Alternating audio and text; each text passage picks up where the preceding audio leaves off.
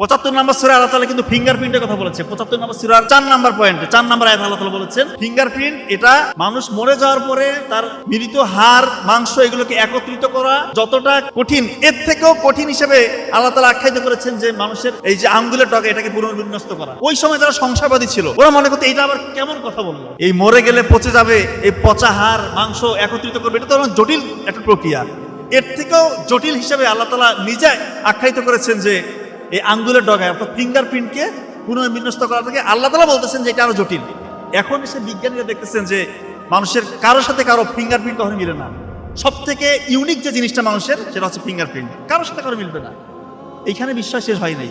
সব থেকে বড় বিষয় হচ্ছে এই আয়াতটার পজিশন যে দেখেন 6236টা আয়াতের মধ্যে এই আয়াতটাকে আল্লাহ তাআলা সেট করছেন। এই ফিঙ্গারপ্রিন্টের আয়াতে আছে শুধুমাত্র একটা, সেটার পজিশন 5555। 5555 আপনি চিন্তা করতেছেন?